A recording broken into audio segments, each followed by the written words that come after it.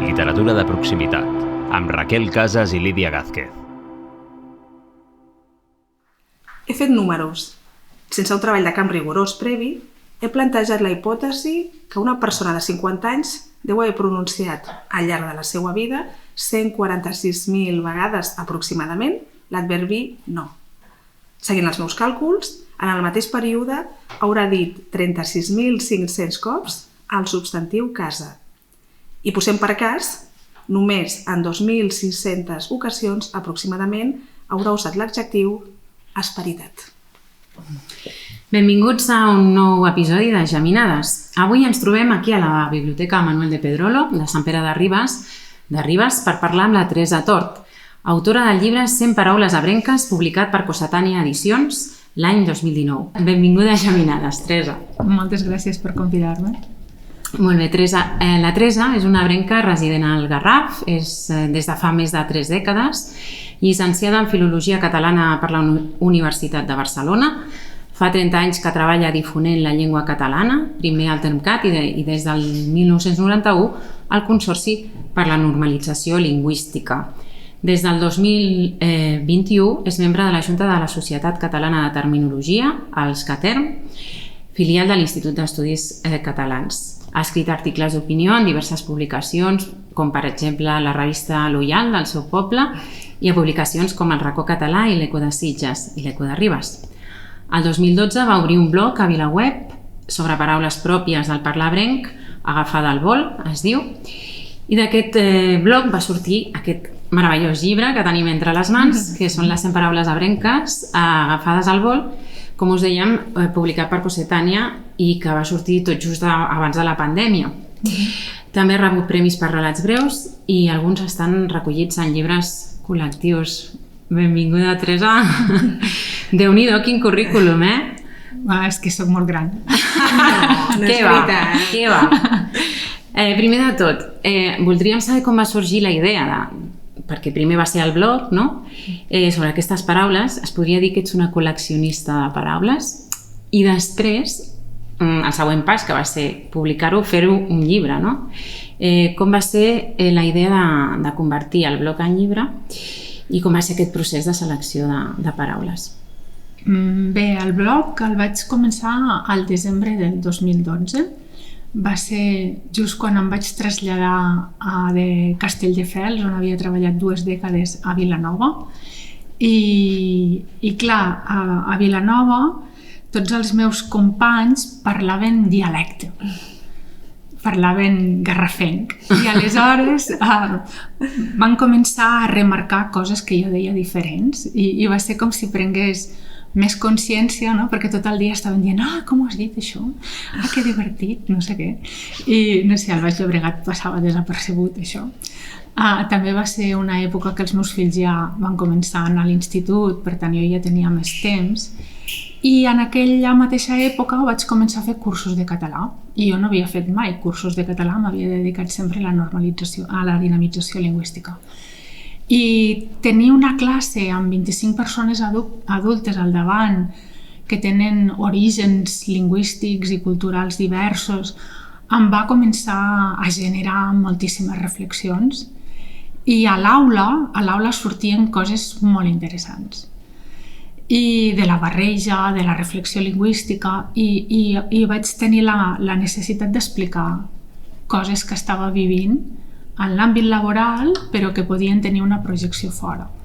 I vaig obrir el blog, bàsicament per recollir tota aquesta reflexió, no? que envoltava i sempre he escrit i he tingut ganes de fer-ho i el blog era molt fàcil, no? Perquè podia jo donar-li l'extensió que volgués i podia fer-ho molt sovint o no, per tant era molt lliure. I quan ja feia 4 anys o 5 que publicava com a 4 o 5 apunts al mes, va començar gent a preguntar-me i això no ho publicaràs en un llibre? I bé, a mi no se m'havia acudit, perquè vaig pensar... Però com que m'ho anava preguntant la gent, després m'ho vaig començar a preguntar jo. I què va passar? Com va ser el salt del blog al llibre? clar, vaig pensar, a veure, si tu vas a una editorial a proposar-li que et publiquin els apunts tal com estan, no té gràcia, perquè això qui pagarà per una cosa que la pot llegir en línia, no? I el primer que vaig pensar va ser, primer, fer una tria, tenia gairebé 200 apunts publicats en aquell moment, fer una selecció per qualitat i també per vigència de la reflexió, no? De la temàtica, que no fossin gaire efímers. Vaig fer uns blocs temàtics, que són els capítols del llibre. Vaig escriure un poema per presentar cada bloc temàtic i bé, vaig pensar que això era reelaborar el material d'alguna manera, presentar-lo de manera diferent i que podia tenir alguna gràcia, i el vaig presentar en una editorial i no em contestaven. Els vaig preguntar què els semblava al cap d'un temps i em van dir que no. Ho vaig presentar en una altra editorial, també em van dir que no. I vaig pensar, bueno, no m'ho publicarà ningú. I després em va acudir un dia de mirar les persones que havien publicat llibres de divulgació lingüística, qui els havia publicat els llibres aquests, no? El Víctor Pàmies, el Pau Vidal. I vaig veure que Cossetània publicava llibres d'aquest tipus, aleshores vaig adreçar-me a Cossetània i va ser molt sorprenent perquè van tardar 24 hores a dir-me sí, t'ho publiquem. 24 hores, quin èxit! Sí, molt bé. Bueno, després de 4 anys, de 3 anys o de 2 anys de fer intents, perquè clar, em desanimava quan em deien que no. Clar, i ho deixaves estar un temps, potser, i tornaves. És el que ens passa a nosaltres amb el patrocinador, amb el mecenes per Geminades, perdona. Incís. Aquí. Perquè no hem trucat a la porta adequada, com et va passar a tu. Si haguessis començat per Cossetània, doncs hauria sortit a... Clar, el que passa que si no has publicat mai cap llibre i no tens a ningú que t'assessori ni res, vas molt venuda. I em va sorprendre la rapidesa i després, bé, tot el procés d'edició del llibre em va sorprendre molt gratament. Sí, la veritat és que és una meravella. A més, hi ha unes il·lustracions de la Laura Borràs, que també és una il·lustradora nostrada d'aquí, ribetana, meravellosa, que també la tindrem algun dia i arribarà el moment. Laura, vés apuntant. Però, Raquel, ara et toca a tu. No, com has dit, el llibre està estructurat en 6 blocs. El primer és la comunitat, el segon és els aprenents, el tercer la riquesa lèxica, el quart l'objecte d'estudi, el cinquè l'emoció estètica i el sisè els records. Suposem que inconscientment anaves triant els mots segons aquests criteris, no? D'altra banda tan valuosos, lingüísticament i sentimental. Com vas arribar a aquesta classificació, aquests 6 blocs? I per què aquests títols i no uns altres?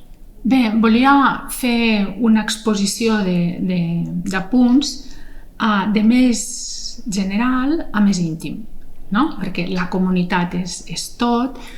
Sobre la comunitat hi ha moltes coses a reflexionar. Som una comunitat borrosa, tenim una imatge desenfocada, hi ha moltes persones que qüestionen la unitat de la llengua, els aprenents de català no saben quin és l'abast de la llengua que estan aprenent moltes vegades, sobretot als primers cursos. És a dir, i la comunitat què és? Els parlants de tota la vida o els parlants que estan en procés d'aprenentatge, els neoparlants? Aleshores, al voltant d'aquest concepte de comunitat lingüística hi havia moltes coses a dir, llavors també era com de més obertura. I són com a cercles una miqueta concèntrics i acaba en l'aspecte que és més personal i més íntim, que són els records, i que en principi té un valor més personal, però bé, la idea també és triar punts que poguessin... Potser és l'apartat on hi ha menys paraules, perquè també és més íntim, no? Sí, més personal. Sí. Molt bé, nosaltres et seguim al blog, et seguim a Twitter, et seguim a les xarxes. De fet, bé, jo et vaig conèixer fent un curs sobre la nova gramàtica catalana quan treballava a l'EMAIT, que ens estàvem reciclant els professors d'allà, de Vilanova, i em vaig apuntar i vaig conèixer aquesta dona meravellosa. Vaig quedar totalment enamorada d'ella, perquè a més vas començar amb un poema, me'n recordo, que ara t'ho dic de memòria perquè no m'ho he preparat això, però era un poema sobre el pronom feble i. De l'Antonina Canyelles. Antonina Canyelles, sí senyora, una meravella, el tinc guardat com un tresor, el pobre pronom feble i, està molt maltractat, no? I llavors, començàvem així i, fantàstica la Teresa, i la seguim a les xarxes i tot això. I el cert és que al llibre sembla que les paraules són al centre i l'afany també de recuperar-les, no? En el llibre trobem aquest afany de recuperar aquestes paraules, aquest lèxic, aquesta riquesa, però que també veiem d'alguna manera que són una excusa, no? Per que tu vagis desgranant la teva opinió sobre altres temes, perquè parles de sociolingüística, de lèxic, de molts temes, inclús de literatura, d'opinions personals. Llavors podria ser això, que el teu blog també fos com una mena de dietari, de miscel·lànies diferents, de tot allò que li interessa a Teresa Tort? Sí, a veure, jo també em vaig inspirar en coses que existeixen, no? El Joan Coromines va escriure a les converses filològiques i el vaig llegir a la carrera i eren apunts molt curts i explicava anècdotes personals i vaig pensar, doncs això també es podria fer ara, no? Amb paraules actuals. I per què? Doncs perquè si tu fas uns escrits per reflexionar sobre llengua des d'un punt de vista molt filològic, interessarà només a les persones que són molt del gremi. Però des del primer moment jo tenia l'aspiració que els meus alumnes o que les persones del meu voltant, de la meva comunitat ebrenca, que he tingut tradicionalment una consciència lingüística molt feble, no? Poguessin estar interessats en aquestes reflexions. I per tant, intentava combinar les anècdotes personals, sempre hi ha una posada en escena, sempre hi ha algun sopar, alguna excursió, alguna historieta pel mig. També hi ha una introducció volguda des de sempre, que és una miqueta més filosòfica, i també he intentat jugar amb el joc poètic, no? Moltes vegades he fet servir fragments de poemes d'autors diferents, o jo intento fer també alguna descripció que és una miqueta més literària, però són elements que he posat en solfa per atrapar els lectors. És com una teranyina. I ens hi enganxem, eh? Sí. I mira, un dia que xerràvem sobre tot això ens vas dir que els teus fills t'havien comentat, no? Que, ai, mare, aquestes paraules que dius només les saps tu, no? Quan en dius cap a fora de l'estàndard oficial, no? Quan utilitzes aquestes potser més de la teva terra. Llavors, quin impacte et sembla que té la globalització en la desaparició de moltes d'aquestes paraules que són pròpies, potser d'un territori més petit, no? Que el que havies dit, no? Aquí parleu garrafenc. I recordo que a la facultat també em deien, tu ets de Vilanova o de Sitges? I com ho saps, els professors de català, per l'accent, no? Llavors, creus que això es perdrà? La globalització està fent que tots parlem el mateix estàndard o el mateix dialecte? A veure, és que és una pregunta que no sé ni per on començar. És llarg, és fotuda. Volem saber tot. És fotuda, ho sabem. La globalització vol dir que si hi ha 6.000 llengües al món, les previsions són que en 100 anys el 80% de la diversitat lingüística desapareixerà. Això per començar. Parlem de llengües i de diversitat mundial. Per què? Doncs perquè la majoria de les llengües, una immensa majoria, són llengües de transmissió oral, no s'aprenen a l'escola. Si aneu a l'Àfrica i hi ha escoles, aprenen francès o àrab. No aprenen Wolof o Fule o les llengües locals. Això per començar. O sigui, el context mundial que tenim és de no donar valor a la diversitat cultural i no s'està treballant per preservar-la, com a mínim des dels llocs de poder. Quan la Unió Europea dedica un any a la diversitat lingüística i tu mires els materials en quines llengües estan editades en les llengües oficials, en les llengües potents. Si no ets una llengua amb estat, no ets llengua oficial de la Unió Europea. És a dir, ho tenim bastant pelut si no som llengües hegemòniques.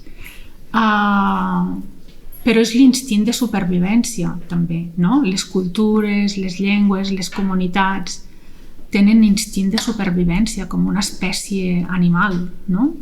I per tant això també explica aquesta vitalitat que costa tant de matar, no? A llengües que tenen molts elements en contra seua.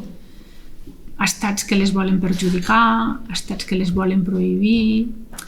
Clar, és com un joc de forces, no? Les forces anorreadores, no? Les forces anivelladores i les forces d'autodefensa. Això és pel que fa a l'àmbit general.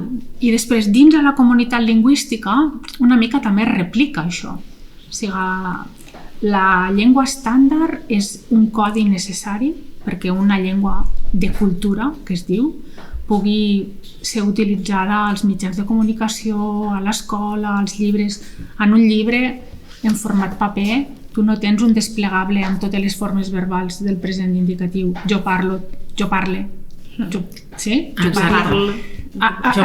Has de trobar una forma única per un estàndard general.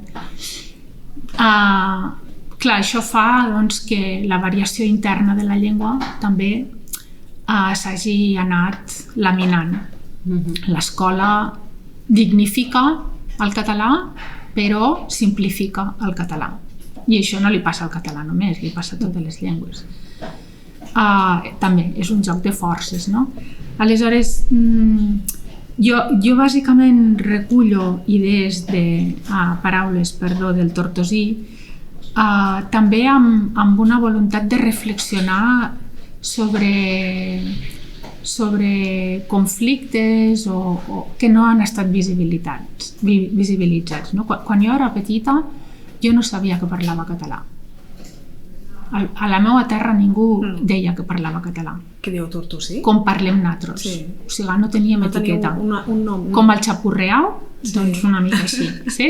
O sigui, jo recordo arribar a casa un dia de l'escola, quan era petita, i li dic a ma mare: avui hem estudiat els dies de la setmana. I li vaig dir: com diem domingo nosaltres? Perquè no tenia etiqueta per posar al lloc que parlàvem, no? I vaig tardar molt temps a saber que el que jo parlava es deia català. Aleshores, clar, tot això no se sap. I la poca consciència lingüística.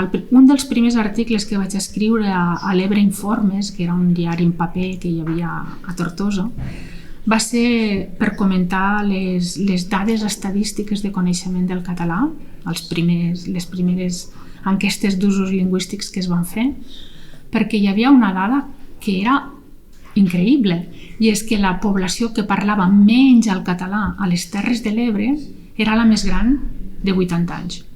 I jo deia, això no pot ser. És que eren els que no sabien que parlaven català. Clar. I quan els preguntaven si parlaven català, deien que no. Perquè no sabien que parlaven català. No tenien autoconsciència, no identificaven el que ells parlaven amb la paraula català. Nosaltres parlem una altra variant. Clar, i després hi ha un altre motiu molt potent, i és que nosaltres som un territori de pas, una baula, no? Entre el català central i el valencià, i som la demostració empírica de la unitat de la llengua. Perquè una part grandíssima del nostre vocabulari, el que diem diferent del central o del català estàndard, resulta que coincidim amb els valencians, no? I, per exemple, la primera paraula del llibre justament és aquesta, no? És fardatxo, que és una paraula que la va dir una persona en un viatge que vaig fer al País Valencià, i a més és una paraula d'origen aragonès. Per tant, també centrar-me en el dialecte tortosí era una manera de visibilitzar aquest contínuum i de fer també fer aflorar totes aquestes reflexions que són més sociolingüístiques i bueno, has aconseguit reunir moltes paraules. Aquesta selecció de 100 n'hi ha de tota mena, n'hi ha excuses per parlar de moltes coses. Hi ha algunes que coneixíem i d'altres que no, la majoria no, però algunes sí que les coneixíem. I llavors la nostra pregunta és quina és o quines són les teves paraules preferides d'aquesta selecció de les 100 paraules? En tens alguna? I per què? Si és que n'hi ha pas alguna o algunes preferides que puguis destacar. Totes m'agraden. Sí, perquè que totes tenen alguna peculiaritat, no? L'origen, la sonoritat. De fet, les que he triat també era perquè tenien un cert ganxo, no? N'hi ha una que em fa molta gràcia, perquè si fa 10 anys que publico el blog, tot i que han anat canviant el WordPress i han anat canviant i he perdut una mica les estadístiques, però és la que sempre té més entrades, més visites, sempre.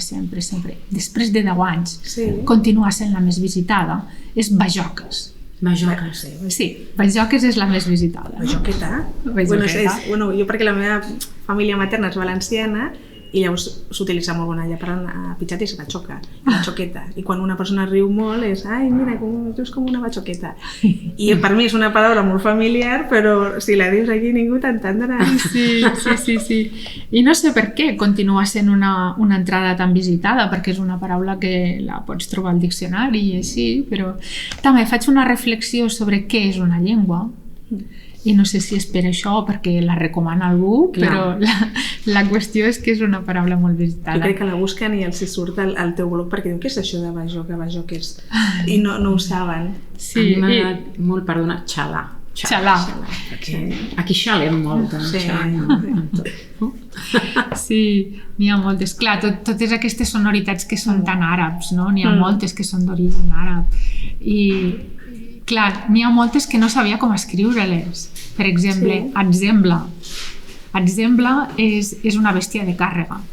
I ma iaia em dia, quan jo plorava o em queixava perquè m'havien fet alguna cosa que era una mica tova, no? Quan era petita, i ma mare em dia, ma iaia em dia, no sigues Atzembla. I dia, no sigues Atzembla.